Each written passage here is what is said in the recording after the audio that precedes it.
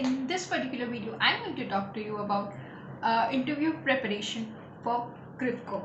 So, how are you going to prepare for your CRIFCO interview? So, let's get started.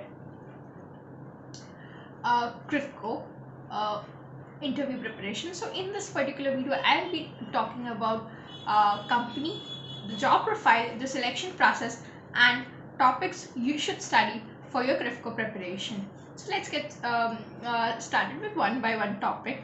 The first is your company.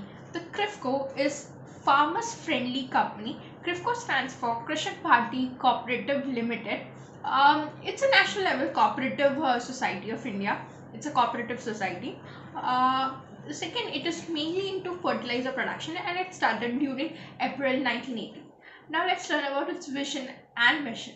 So vision states to become a world-class organization that represents the farmers community and maximize their return through specialization in agriculture inputs, rural need-based products and other diversified business that maximize stakeholders' value. So in short, they are doing something great for farmers community. And now we're going to learn about the mission. Mission states that to act as a catalyst to agriculture and rural development by selecting, financing, and managing products that are both socially desirable and commercially profitable.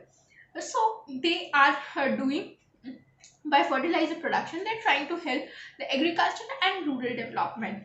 Then let's learn about its product. So its product I diversified into the five major classes. The first is your nitrogenous. So in nitrogen product, they produce mostly urea. Urea is used as a well-known fertilizer. Then in phosphatic, they have DAP, that is diammonium phosphate. SSP is super phosphate. NPK is nitrogen, potassium, and phosphate. Then we have got potash, we have got MOP. In organic fertilizer, you have got biofertilizer and compost. So even in organic fertilizer, they are doing a good job. This is then in seeds, they also produce hybrid seeds and they even supplement zinc sulfate. So these are the major products of CRIFCO. So they are into both chemically synthesized fertilizer as well as organic fertilizer. So these are the products. Now let's learn about its revenue. Revenue states what is the progress of the particular company. Now when you talk about production, it mainly produces ammonia. Ammonia is 3.91 lakh metric ton. Urea is 14.52. So it's majorly produced from ammonia. It produces mostly urea. Then you have got diammonium phosphate. So that is 6.94 lakh metric ton. So urea and DAP is their maximum production.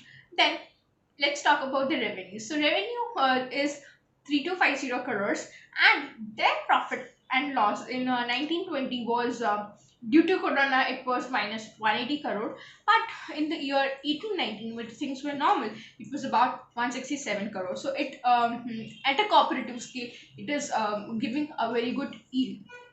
Now, when you're talking about joint ventures and subsidy, so CRIFCO is not only limited to fertilizer; it has some association. The first one is your CRIFCO Fertilizer Limited that produces fertilizer.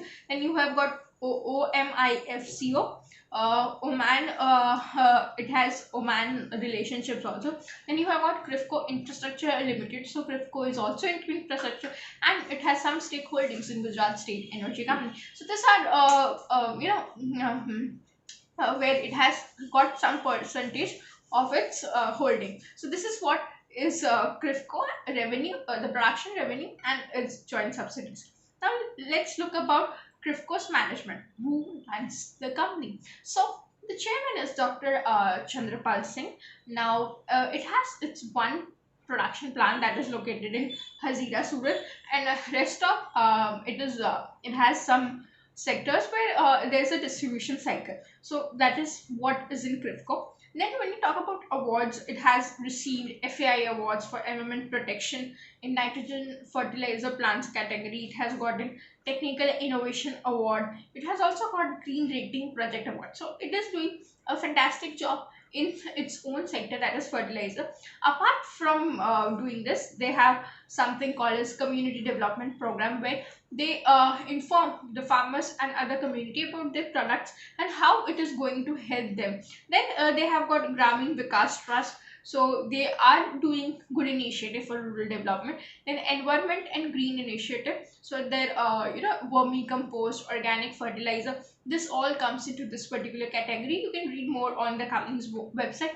And then you have got SHE, that is safety, health and um, safety, health and environment. So in that also they are doing a great job. So this is what is about CRIFCO's management.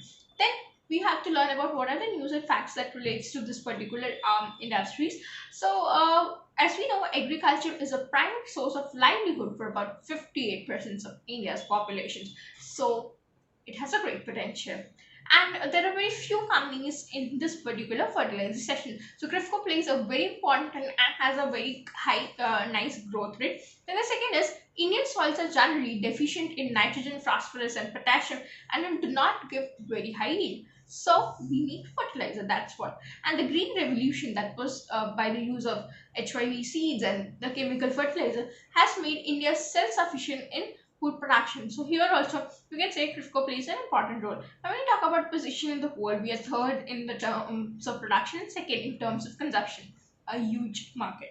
Then the fourth one is decision making body.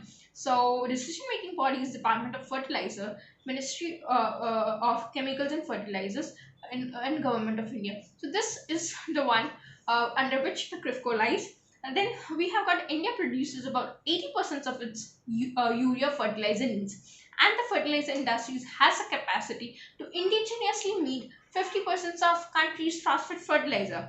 But India still depends heavily on imports for raw ingredients of its phosphatic and potassium fertilizer. So you can imagine we this is a scope of expansion for CRIFCO. Government provides subsidies on fertilizer. So there's some portion where government will pay, there's some portion will let. So here this particular industry is also related on government initiatives and policies. Okay. Now, when you talk about, let's talk about the job profile. When you talk about job profile, the pay scale it offers, as per the advertisement, it's the initial base pay of 55,000 per month, and there are allowances. So I'll not go with the concept of CTC. I generally go with base pay. 10 to 15,000 up and down the base, up mostly up around the base pay is your enhanced salary. Now, when we talk about training, so it's of 1 year, and after 1 year your base pay changes to 56,500, so you get some increments. And locations are generally in Surat and Noida. Yes, I joined CRIFCO. Now when you talk about job profile, so in job profile, chemical engineers are mostly in operations, troubleshooting, maintaining production, management, design, procurement, and planning, and they are generally in use at G2 level. So this is the role functions of a chemical engineer.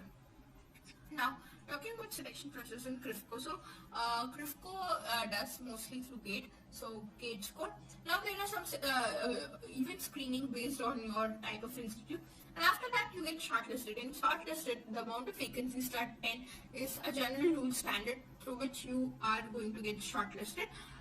So if you have got 5 vacancies, you can have 50 ranks would be called for the particular interview process. Then you have got interviews. You don't have GDs and GTs here. Just have directly interviews, and based on your scores on interviews, you get final selections. They have not clearly mentioned the percentage of GATE score and interview taken into account final selections in their official statement. So this is how the process goes on. Then we have got what should you study while preparing for CRIFCO interviews. The first and foremost is your general HR questions. General HR questions firstly contains tell me about yourself, what are your strengths, weakness, why this particular company, why not somebody else, what are your other plans, etc. Will you be able to do tough jobs? These are all pertaining to general HR questions. Then you have to prepare basics, and I generally advise to prepare 5 main subjects which you are proficient in.